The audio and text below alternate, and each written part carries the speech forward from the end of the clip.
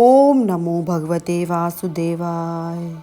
तृतीय स्कंद में ही सर्ग लीला, मैत्रेयी और विदुर का संवाद, वराह कल्प की कथा भगवान शुकाचार्य महाराज ने परीक्षित को समझाई कि आपके पूर्वजों में विदुर जी अपना समृद्धिमय घर छोड़कर यात्रा करने निकल पड़े।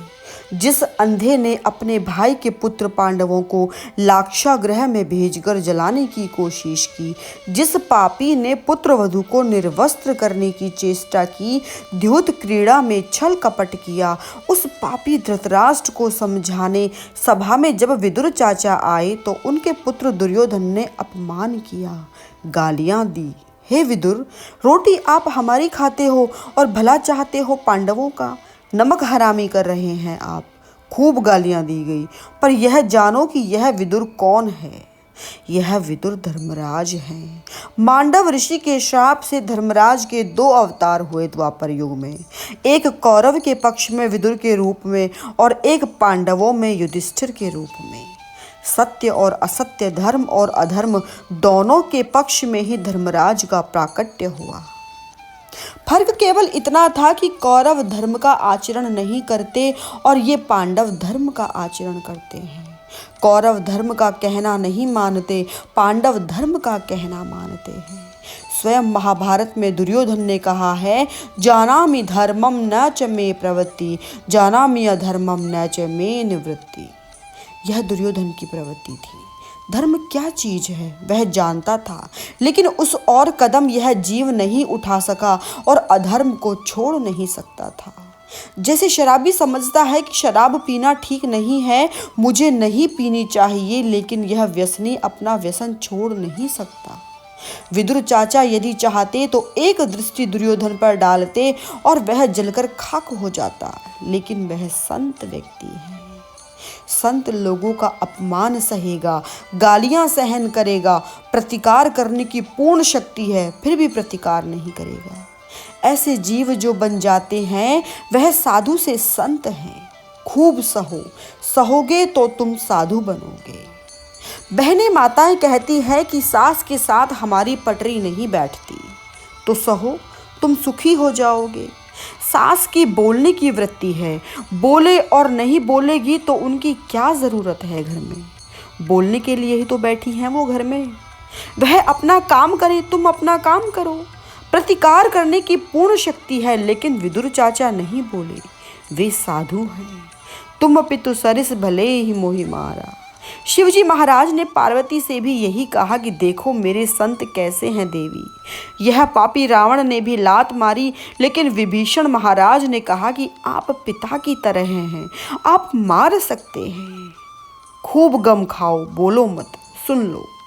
लोग हमारे पास भी अगर यही कहते हैं कि हम परिवार में अच्छा काम करते हैं, लोगों की सेवा करते हैं, परिवार की सेवा करते हैं, मजदूरी करते हैं, मेहनत करते हैं, सब कुछ करते हैं, फिर भी ना हमें यश मिलता है, न ये लोग सुखी से जीने देते हैं, इसका अर्थ है कि तुम्हारे भाग्य में परिवार की ओर से सुख और यश मिलना लिखा ही नहीं है। लेकिन इसका मतलब यह ना समझें कि जो तुम कर रहे हो तो तुम्हारी जगह से तुम्हें नहीं मिलेगा, दूसरी जगह से मिलेगा तो ज़रूर। चाहे पड़ोसी हो, मित्र बंधु हो, और लोग हों, समधी हो, मिलेगा अवश्य। लेकिन करते जाओ, यह तो हिसाब है ना ठाकुर का, तुम करोगे तो मिलेगा। खूब बोले अब शनाब दुर्योधन। विदुर चाचा ने तय कर लिया कि यहाँ रहना ठीक नहीं है। दुर्योधन को कहा कि दुर्योधन, मैं नमक हरामी करने वाला नहीं हूँ, मैं अब यहाँ से चला जाऊंगा। 2 बातें हैं भागवत की और मानस की। रावण की मृत्यु तब निश्चित हो गई थी जब विभीषण ने लंका का त्याग कर दिया, और यहाँ कौरवों का विनाश तब निश्चित हो गया जब विदुर चाचा ने कौरवों का पक्ष छोड़ दिया था। कभी कभी हमारे परिवार में ही कोई ऐसा व्यक्ति होता है जिसके ऊपर पूरा परिवार चल रहा होता है। यदि वह व्यक्ति चला गया तो पूरा परिवार छिन्न भिन्न हो जाता है, पूरा परिवार, और जब तक है तब तक कद्र भी नहीं करते, जाने के बाद याद आते हैं, तब तो बहुत देर हो चुकी होती है। विदुर चाचा ने कहा कि अब हम यहाँ नहीं रहेंगे और अब हम चले जाएंगे यात्रा करने के लिए। उन्होंने यात्रा की तैयारी कर ली। कुरुक्षेत्र में जब युद्ध हुआ तो दो व्यक्ति वहां हाजिर नहीं थे, एक तो विदुर चाचा और दूसरे बलराम जी। दोनों ने सोचा कि किसके पक्ष में हम लड़ाई करें, बेहतर होगा कि हम दोनों यात्रा करने चल पड़े। बलराम जी तो अपनी यात्रा कर रहे थे और यह विदुर चाचा पूरे भारतवर्ष में भ्रमण कर रहे थे। यात्रा क्या है? हरिद्वार, ऋषिकेश आदि घूमकर लौटे, क्या यह यात्रा है? तुम्हारा अंतःकरण चतुष्ट शरीर के साथ तब यात्रा सफल होती है। जब आपका मन चतुष्ट शरीर के साथ जाएगा तभी तो यात्रा सफल होगी। अंतःकरण चतुष्ट मन, बुद्धि, चित्त और अहंकार जहां भी जाओ साथ रहे। यह नहीं कि तुम तो वृंदावन घूम रहे हो और तुम्हारा मन फैक्ट्री में, दुकान में, व्यापार में पड़ा हुआ है। यह तो तुम घूम कर आए हो और यात्रा करके नहीं आए हो। माताएं बहनें घूमने जा रही हैं, यात्राएं करने जा रही हैं और उनका मन घर से बाहर निकल ही नहीं रहा है, तो यह यात्रा थोड़ी हुई। इससे तो बेहतर है कि तुम कहीं हिल स्टेशन चले जाओ। एक कवि ने कहा है, मैं मेवाड़ गयो पर मीरा के घुंघरू न सुनाई दी। मैं वृंदावन गयो मुझे कान्हा की बांसुरी न सुनाई दी। मैं गिरनार गयो वहाँ नरसी मेहता की घुंघरू की आवाज़ न आई। ऐसा लग रहा था मैंने मेरा घर छोड़ा ही नहीं। शरीर तो जा रहा था पर मेरा मन तो मेरे घर में, मेरे परिवार में ही पड़ा हुआ था। अंतःकरण को साथ ले जाओगे तो तुम्हें मीरा के घुंघरू की आवाज ही आएगी। अन्य क्षेत्रे कृतम पापम इतः क्षेत्रे विनश्यति। किसी और जगह पर तुमने पाप किया तो तीर्थ में आकर तुम इससे मुक्त हो सकते हो, लेकिन तीर्थ क्षेत्रे कृतम पापम वज्रलोको भविष्यति। तीर्थों में पाप ना करो। हमारे विदेश से आते हैं लोग यात्रा करने के लिए और यात्रा करके जब वापस लौटते हैं तो हाय हाय हाय, रहने की जगह ठीक नहीं, खाना ठीक नहीं, रहने की जगह बहुत गंदी है, कुछ लोगों ने परेशान किया। यह तो कलयुग का प्रभाव है भाई, इनके सामने न देखो। तुम अपना काम करके निकल आए हो बस। दुनिया की जवाबदारी, दुनिया की जिम्मेदारी तो हमारे कंधे पर है नहीं, वह तो प्रभु के कंधे पर है। उनको सुधारना है तो सुधारने दो। तुम तुम्हारी यात्रा कर लो, तुम तुम्हारा दर्शन कर लो, सत्संग कर लो और जो दान दक्षिणा करना है वह करके वापस आ जाओ। मौन रहो। टाई सूट पहनकर, अच्छे कपड़े पहनकर तुम तीर्थों में जाओगे तो गड़बड़ तो हो जाएगी। टूटी फटी धोती पहनकर जाओगे तो कोई तकलीफ नहीं। तीर्थों में पाप न करो, तीर्थों में अपमान न करो। वैसे तो ब्राह्मण एक ही जगह पर कर्मकांड कर सकते हैं, सेवा पूजा कर सकते हैं, लेकिन यदि विप्र भी अपने शहर को छोड़कर तीर्थ में जाए तो तीर्थ के ब्राह्मण की ही सेवा करनी चाहिए। तीर्थ के पंडित होते हैं, अधिकार होता है उनका। भले ही हम विद्वान क्यों ना हो, पर जाते हैं तो पूजा उन्हीं से करवाते हैं। लड़ाई झगड़ा ना करें इनके साथ, और यदि करना है तो कुछ तो केवल मौन धारण कर लें। अपने धनुष बाण उन्होंने दरवाजे पर रख दिए और चले गए। दुर्योधन को यही कहा कि देख दुर्योधन, मैं अपने अस्त्र शस्त्र यहाँ छोड़कर जा रहा हूँ। यह नहीं समझना कि मैं पांडवों के पक्ष में जाकर तेरे सामने युद्ध करूँगा। मैं जा रहा हूँ। निकल पड़े। भागवत में ऐसा लिखा है कि 35 साल तक विदुर चाचा की यात्रा चली, पर विदुर को यात्रा करने की क्या जरूरत थी भाई? वह तो स्वयं पवित्र आत्मा है, फिर भी उन्होंने यात्रा की। यह गंगा मैया जब प्रकट हुई ना, भगवान ने उनको छोड़ा कमंडल में से, भागीरथी को, तो गंगा जब नीचे आई तो प्रभु ने ऐलान कर दिया था कि जो कोई भी गंगा में स्नान करेगा वह पाप से मुक्त हो जाएगा। तो गंगा ने परमात्मा से कहा, अरे महाराज, ये सब पापी लोग आकर मुझ में अपना पाप धोकर चले जाएंगे, तो यह पाप जो मुझ में एकत्रित होगा तो मैं कहाँ जाकर स्नान करूं? प्रभु ने कहा, देख गंगा, तू चिंता मत कर। भले ही तेरे पास पाप आ जाए लोगों का, लेकिन कोई भारद्वाज, कोई वशिष्ठ, कोई विश्वामित्र, कोई गौतम, कोई अत्रि, कोई विदुर जैसा महात्मा तेरे किनारे पर आए ना, तो तू उनके चरण को स्पर्श कर लेना। तू लोगों के पाप से मुक्त हो जाएगी अपने आप। तीर्थों को पवित्र करने के लिए ये ऋषि मुनि जाते हैं। मंदिर में वैष्णवों की चरण रज लेने के लिए हम जाते हैं।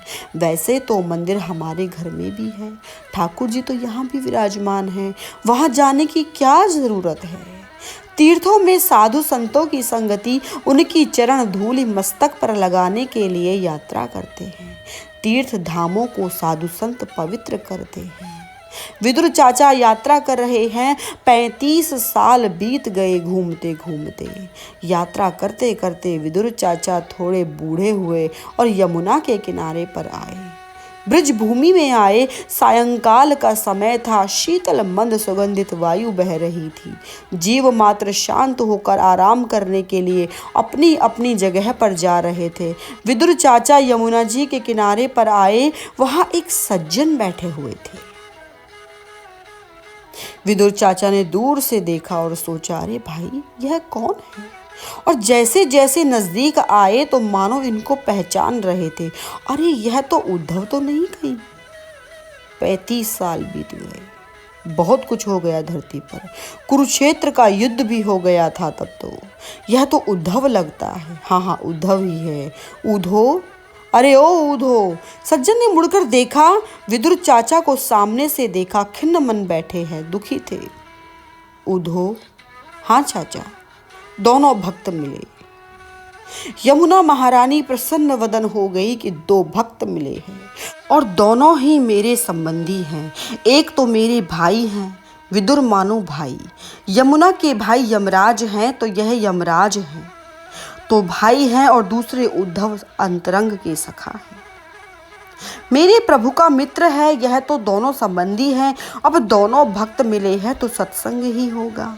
पुलकित हो गई यमुना महारानी। उद्धव, तुम गोमती का किनारा छोड़कर यहाँ क्यों आए और अकेले क्यों दिखाई देते हो? द्वारिका में तो सब ठीक है ना? उग्रसेन महाराज, वासुदेव, देवकी, प्रद्युम्न, अनिरुद्ध, भगवान श्री कृष्ण अपने परिवार के साथ कुशल तो है ना? तू क्यों आयो यहाँ? तू दुखी क्यों है? अपने दुख का कारण तो बता।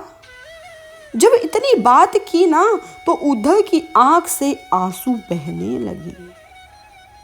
चाचा, आपने जिन जिन लोगों को याद किया है ना, इनमें से अब कोई बाकी नहीं रहा। इस धरती पर इनमें से अब कोई नहीं है। भगवान श्री कृष्ण ने इस धराधाम को छोड़ दिया है। हे चाचा, वह दंभी, वह पापिन अपने स्तन पर जहर लगाकर प्रभु को मारने के लिए आई थी।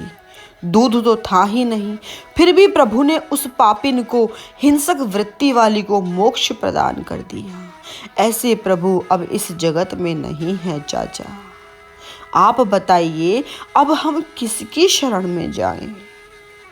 यहाँ उद्धव जी ने भगवान श्री कृष्ण की तमाम लीलाओं का वर्णन किया है। प्रभु इस जगत में नहीं है।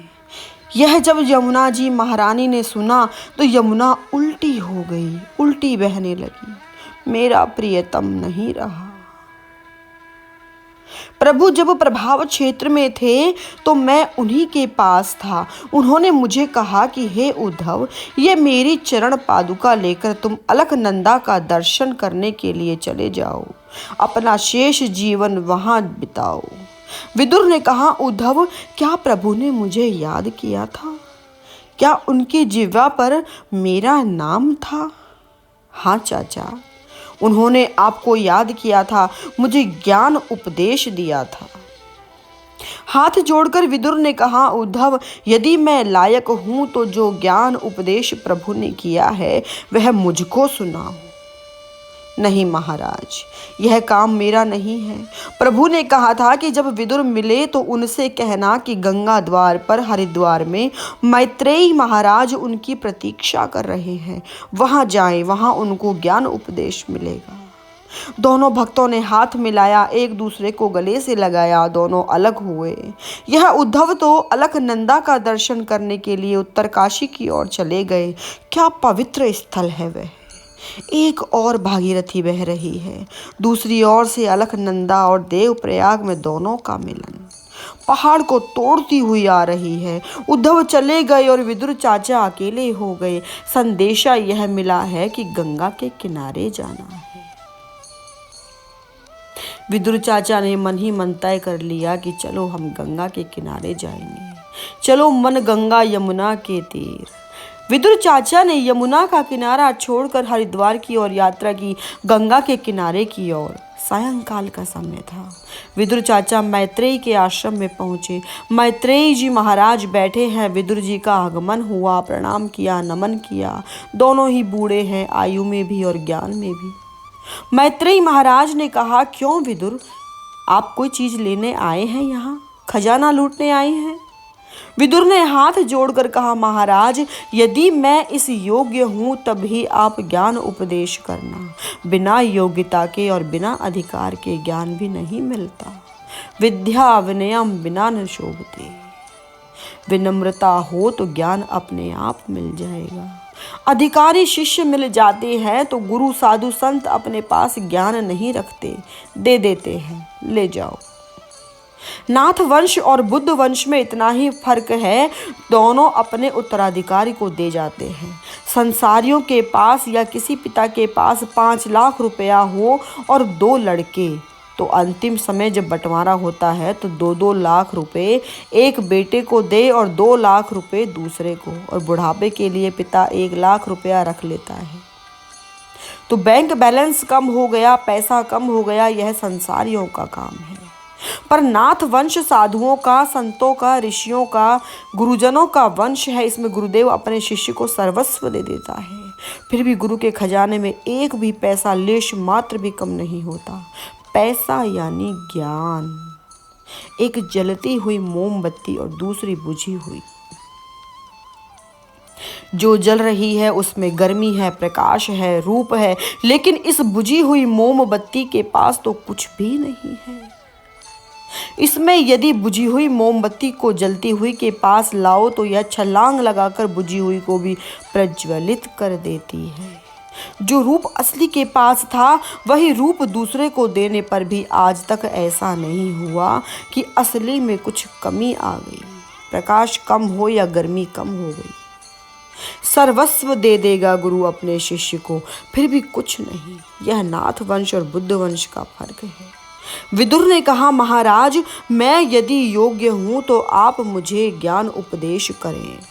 मैत्रेयी ने कहा, पूछो विदुर, क्योंकि किसी भी शास्त्र का उदय, किसी भी बात का प्रारंभ प्रश्न से ही होता है।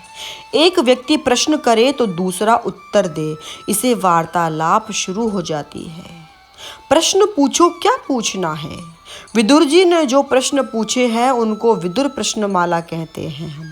सुखाय कर्माणि करोति लोके, अर्थात मैत्रेय महाराज इस जगत में जीव मात्र सुख की प्राप्ति करने के लिए ही कर्म करते हैं। यह जगत विपरीत क्यों हो गया? फल दुख ही दुख क्यों मिलते हैं? क्या कोई देव का दोष है कि दुख आकाश में से टपक पड़ा? कहाँ से आया यह दुख? यह जगत विपरीत क्यों है महाराज? यह प्रश्न विदुर का ही नहीं, हम सबका है। हम सब मेहनत करते हैं, मजदूरी करते हैं और कभी कभी फल विपरीत मिलता है। आदमी बड़े जोर से, उत्साह से, जोश से व्यापार शुरू करे, लेकिन कभी कभी यह व्यापार चलता नहीं, घाटा हो जाता है। यह जगत विपरीत क्यों है? कर्म का सिद्धांत है भाई। जब तक पिछले जन्म के कर्म का हिसाब पूरा ना हो तब तक इस जन्म के कर्म का फल नहीं मिलता। अधिकतर लोग इस जन्म में जो भुगत रहे हैं यह पिछले जन्म की कमाई है। बहुत कम लोग हैं जो इस जन्म में कर्म करें और इस जन्म में ही उनको इसका फल मिल जाए। हाँ, कुछ नैतिक कर्म ऐसे हैं कि कर्म किया और तुरंत फल मिल गया, जैसे भूख लगी रोटी खा ली तृप्ति, यह शीघ्र फल है। लेकिन ज़्यादातर जो प्रारब्ध का हमारा फल होता है वह तो पिछले जन्म का हम भुगत रहे हैं। इसीलिए समाज विपरीत दिखाई देता है। जो चोरी कर रहा है, बेईमानी कर रहा है, वह तो सुख से जी रहा है, बड़े बड़े बंगले में रह रहा है और बड़ी बड़ी गाड़ी में ऐशो आराम कर रहा है। और सत्य की राह पर चलने वाला तो बेचारा सड़कपति है, फुटपाथ पर है। नहीं, वह कोई बेईमानी नहीं कर रहा। वह बेईमानी कर रहा है, चोरी कर रहा है तो उसको भी फल मिलेगा, अभी देर है। पिछले जन्म में उसने कुछ अच्छा काम किया है, इसी से उसको कुछ मिल रहा है। और यदि सत्य की राह पर चलने वाला दुखी हो रहा है तो दुख रूप में पाप का फल तो उन्हें भोगना ही है। कौन भोगेगा? यह नहीं समझो कि उनको फल नहीं मिल रहा, आज नहीं, कल नहीं, परसों अवश्य मिलेगा। कुछ कर्म शीघ्र फल देते हैं, कुछ कर्मों को समय लगता है, 1 सप्ताह, 2 सप्ताह। कुछ ऐसे कर्म होते हैं जिनको साल भी बीत जाए, कई साल बीत जाए, और यदि इससे पहले ही हमारा शरीर शांत हो जाए तो वह प्रारब्ध हो जाता है। यदि जीव सुखी है तो पिछले जन्म में उसने किसी को दिया है कुछ। यह भिखारी घर घर में भटक रहा है, रोटी मांग रहा है, भीख मांग रहा है। वह भीख नहीं मांग रहा, वह हमें संदेशा दे रहा है कि पिछले जन्म में मैंने किसी को दिया नहीं, इसीलिए मेरी यह हालत हो गई है। घर घर जाकर वह बोध करा रहा है कि मैंने पिछले जन्म में कुछ नहीं दिया। यह सब तो श्रद्धा की बात है। सुखाय कर्माणि करोति लोको महाराज। यह सुख के लिए तो हम रात दिन खून पसीना एक करते हैं, फिर भी यह संसार विपरीत क्यों है? साध्वष्टम त्वया साधेयो। हे विदुर जी महाराज, आपका यह सवाल तो बहुत अच्छा है, समाज का, लोगों का हित करने वाला है, और यह समझाने के लिए ही पृथ्वी का प्रारंभवाद श्रीमद् भागवत में दोबारा आया है। 3 स्कंद में इसकी विस्तृत चर्चा है। मीमांसक लोग किसी भी बात को समझाने के लिए बात को दोहराया करते हैं। इसीलिए जब हम लोग स्कूल में पढ़ते थे तो मास्टर लोग कहते थे कि दोहराओ, जब तक बात खोपड़ी में ना आए तब तक बात को घोटते रहो, घोटते रहो। इसीलिए हम ये रामायण का पाठ करते हैं, सुंदरकांड का पाठ करते हैं। पाठ माने दोहराना। मैत्रेय महाराज ने सवाल का जवाब देते हुए कहा कि शुरू में तो कुछ था ही नहीं, परमात्मा में से अनेक हुए, जीवों का आपस में समागम हुआ और सृष्टि का सृजन हुआ। तुम्हारे पूर्वज साधु संतों की सेवा करने में बहुत तत्पर थे। तुम्हारा सवाल बहुत बढ़िया है, मैं आपको जवाब देता हूँ। ब्रह्मा जी कमल पर बैठे थे, उन्हीं को आदेश दिया गया कि आप सृष्टि का सृजन करें। तो उन्होंने 3 प्रकार के जीव बनाए, प्राकृत, विकृत और मिश्र। प्राकृत मतलब त्रिगुणमय। प्रकृति सत्व, तम और रज से पुष्ट यह सृष्टि ब्रह्मा जी ने बनाई है। विकृत जीवों में उन्होंने 84 लाख योनि को उत्पन्न किया है, और इनमें भी प्रकार हैं। 4 मुख्य प्रकार, जरायुज, अंडज, स्वेदज और उद्भज। जरायुज वे जीव हैं जिनका वंश यानी उनका बच्चा पेट में जन्म लेता है। ये कौन है, किस प्रकार के प्राणी हैं? यह गाय, शेर, बंदर, मनुष्य, हम सब लोग जरायुज ही तो हैं। हमारी नई चेतना माँ के पेट में से जन्म लेती है।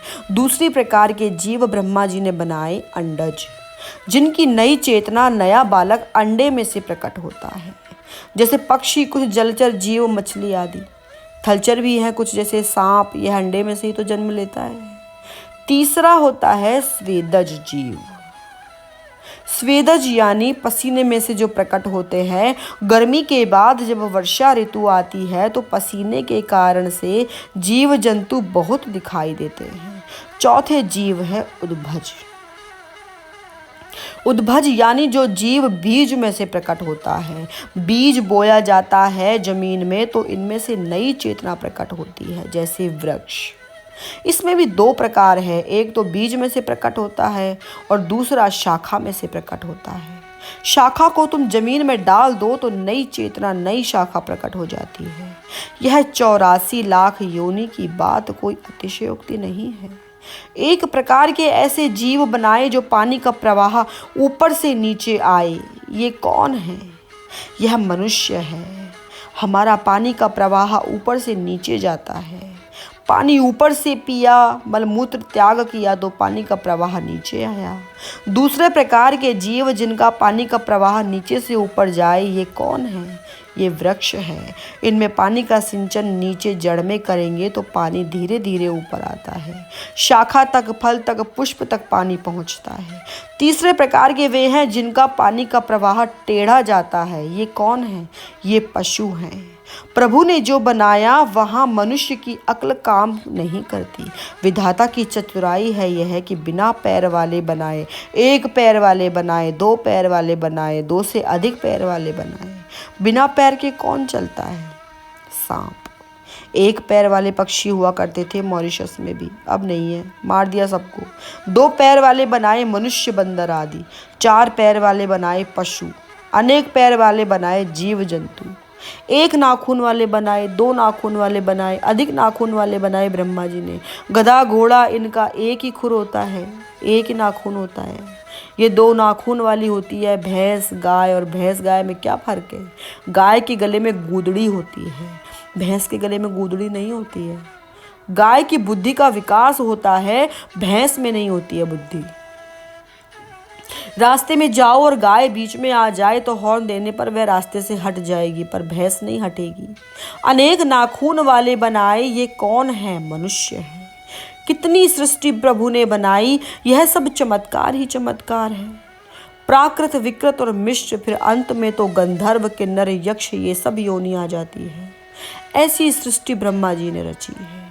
अभी तक जो ब्रह्मा जी ने बनाया है वह उनको पसंद नहीं, कुछ कमी लग रही है, अभी तक मन में संतोष नहीं है।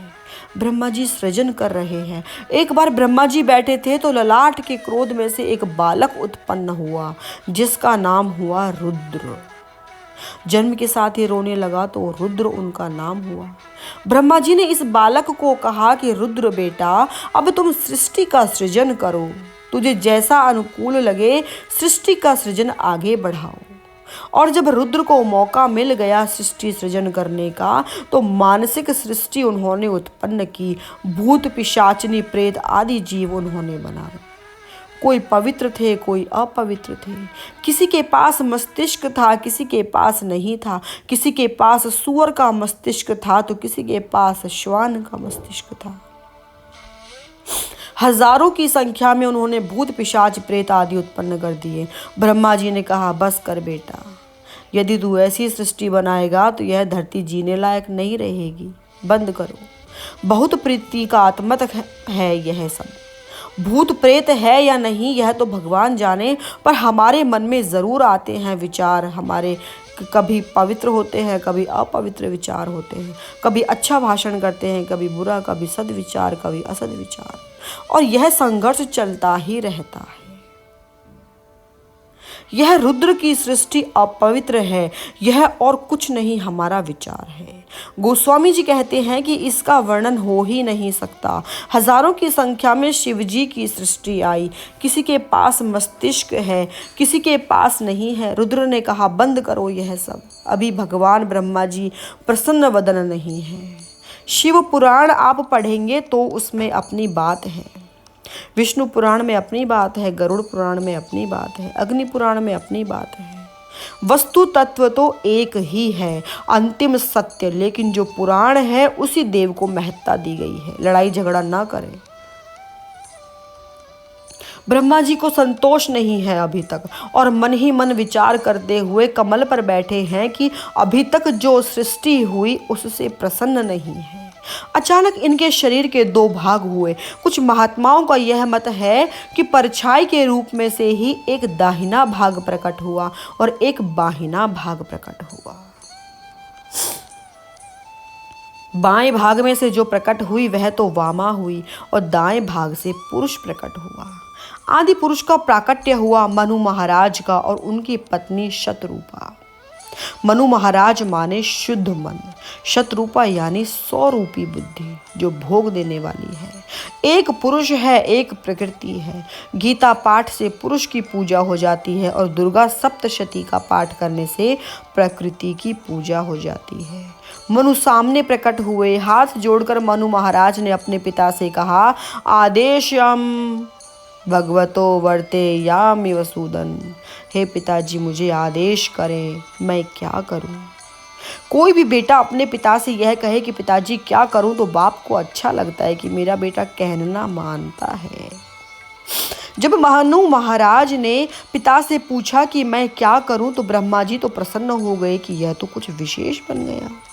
ब्रह्मा जी ने कहा, देखो बेटा, यह जो नारी उत्पन्न हुई है ना, उसको तुम भार्या के रूप में, पत्नी के रूप में स्वीकार करो और आगे मनुष्य की सृष्टि करो, यही मेरा आदेश है। मनु महाराज को जब आदेश दिया गया तो उन्होंने एक और प्रार्थना की, महाराज, हे पिताजी, आपका कहना हम शिरोधार्य करते हैं। इस नारी को अपनाने के लिए मैं तैयार हूँ, लेकिन हमारी प्रजा जब उत्पन्न होगी तो हम लोग रहेंगे कहाँ महाराज? यह धरती तो जल में है। कल्प भेद में भी यह बात आती है। कुछ कल्प में यह धरती परमात्मा की जांघ में से प्रकट हुई है, कहीं उनके चरणों में से प्रकट हुई है, कहीं उनकी सांसों में से प्रकट हुई है और कहीं कहीं जल में से बाहर आई है। श्वेत वराह कल्प की कथा पृथ्वी जल से बाहर आई है। पृथ्वी तो जल में थी, इसीलिए मनु महाराज ने कहा हम लोग कहाँ रहेंगे? गृहस्थियों को तो रहने के लिए स्थान चाहिए। ब्रह्मा जी को और भी अच्छा लगा कि यह जीव कुछ भी कार्य करने से पहले विचार करता है। यह तो विवेकी प्राणी बना, यह तो बहुत अच्छी चीज बन गई। ब्रह्मा जी ने कहा बेटा, इस पृथ्वी को जल में से बाहर लाने की क्षमता शक्ति मुझ में नहीं है। यह तो परम पिता परमात्मा यदि कुछ करे तो उनका ही काम है। यह चर्चा जब चल रही थी तो बाईं नाक में से उसी समय एक छोटा सा स्वरूप बाहर आया। शूकर का स्वरूप था। जब बाहर आया तो एक ही क्षण में उन्होंने ऐसा भयंकर रूप धारण कर लिया। वराह भगवान का प्राकट्य हुआ और उसी वराह ने तुरंत जल में गोता लगाया और अपने मुंह से पृथ्वी को बाहर निकाल दिया। तो एक राक्षस ने आकर कहा, अरे भुंड, यह धरती तो मेरी है, दे दे। वराह भगवान ने विचार किया कि अभी अभी तो पृथ्वी जल से बाहर आई है और सब लड़ने के लिए तैयार हो गए। भगवान वराह ने उस राक्षस के साथ 50 साल तक युद्ध किया और उस राक्षस को मारकर पृथ्वी को गुरुत्वाकर्षण में रखकर यह स्वरूप विलीन हो गया। इतनी कथा जब सुनाई तो परीक्षित महाराज ने सवाल किया, महाराज, यह पृथ्वी बाहर आ गई, यह वराह कौन था? यह राक्षस कौन था? मुझे तो कुछ बात समझ में नहीं आई। देखो, वर को श्रेष्ठ कहते हैं। यानी दिवस, अर्थात वही पवित्र दिवस था, वही श्रेष्ठ दिवस था जिस दिन हमारे लिए यह पृथ्वी बाहर आई। और यह राक्षस तो हिरणाक्ष थे। चाक्षुष मनवंतर में से आए। चाक्षुष मनवंतर जब प्रभु ने सारी सृष्टि को विलीन कर दिया तब ये दोनों भाई पाताल में जाकर निवास करते थे और अब यह बाहर आया तो भगवान ने उसको मारा। परीक्षित ने सवाल किया, महाराज, यह राक्षस कौन है, कहाँ से आया और यह कौन था? अब यह राक्षस की कथा सुनाने के लिए दूसरे दाम्पत्य जीवन का प्रसंग आ रहा है। पहला दाम्पत्य मनु महाराज और शतरूपा। अब यह राक्षस की कथा है। एक बार सनत कुमार बैकुंठ में ठाकुर जी का दर्शन करने के लिए गए। ऐसी कथा है कि 7 दरवाजे हैं। 6 दरवाजे तो पार कर लिए, चले गए काम क्रोध लोभ ईर्ष्या मद मोह। 7वें दरवाजे पर जय और विजय खड़े थे। पहला जय देश स्वदेश ख्याति और विजय मानी अंतर्राष्ट्रीय ख्याति। महात्मा इसी में फंसते हैं। सराहना तो सबको अच्छी लगती है, फंस जाते हैं। पैसे का त्याग कर दिया और स्पर्श नहीं किया तो लोग कहते हैं कि महात्मा तो त्यागी है। तो मैं त्यागी महात्मा बन गया, यह अहंकार आएगा। बीमारी तो वही रही, रूप बदल गया। 7वें दरवाजे पर जय विजय ने उनको रोका, हे महाराज, कहाँ जा रहे हैं? ठाकुर जी का दर्शन करना है। नहीं, आप नहीं जा सकते। समय लिया अपने ठाकुर जी से। अरे भाई, प्रभु और हम में कोई भेद नहीं, जब हमारा मन चाहे उनका दर्शन कर सकते हैं। महात्माओं को क्रोध आया कि आप कौन हैं हमें रोकने वाले, जाओ, तुम्हारा दोनों का पतन हो जाएगा, राक्षस बनो। काम क्रोध लोभ जहां भी जाओ साथ में आएगा। देव बनने के बाद भी लोभी बन जाओगे। देव बनने के बाद भी कामी हो सकते हो। इंद्र को कामी कहा है। देवता क्रोधी भी हैं, उनका कोप भी होता है। जहां भी जाओ तुम्हारी प्रकृति तुम्हारे साथ है। इसीलिए साधु की संगति करके मन को निर्मल करना है। इस शरीर में हमें विविध प्रकार के भोग भी मिल सकते हैं, हमारी उन्नति भी हो सकती है। महाराज, आपने साधन दिया, बड़ी कृपा की महाराज। मन को चमन बना लो, अमन बना लो, किसी में फंसो मत। अनेक प्रकार की बाधाएं जीवन में आती रहती हैं, चाहे बच्चा हो बूढ़ा हो, प्रलोभन आते रहते हैं। विविध प्रकार की अग्नि जीवन में लगती है, क्रोधाग्नि, कामाग्नि, लोभाग्नि। सनत कुमार ने उन्हें राक्षस बना दिया। भाव और आकृति का घनिष्ठ संबंध है। जैसा भाव मन में आता है वैसी ही आकृति हो जाती है। जब क्रोध आता है तो आंख लाल हो जाती है, भ्रुकुटी तन जाती है, शरीर कांपने लगता है। और जब आदमी मस्ती में हो, आनंद में हो तो दांत दिखाई देते हैं, रेखाएं बदल जाती हैं, लकीरें बदल जाती हैं। महात्माओं को क्रोध आया। परमात्मा ने सुना कि दरवाजे के बाहर से यह आवाज कहां से आई, तो प्रभु बाहर आए। ये दोनों जय विजय तो विलाप कर रहे थे। प्रभु की स्तुति में सबसे प्रथम शब्द है शांत। यह चित्र तो आप लोगों के मन में भी होगा। भगवान विष्णु का चित्र जब अपने मन में बनाते हैं तो क्षीर सागर है और इसमें शेष शैया। इस शैया पर प्रभु सो रहे हैं और लक्ष्मी जी चरण की सेवा कर रही हैं। लेकिन इस चित्र के बारे में कभी सोचा है आप लोगों ने? समुद्र चंचल है, वह कभी स्थिर नहीं रहता। उसमें लहरें आती जाती रहती हैं। चाहे रात हो चाहे दिन हो, समुद्र चंचल ही है। यह शेष तो है और चंचल भी। तो इन पर प्रभु सोए हुए हैं। तो यह समुद्र चंचल, यह शेष चंचल और इससे भी अधिक चंचल तो यह लक्ष्मी जो उनकी चरणों की सेवा कर रही है।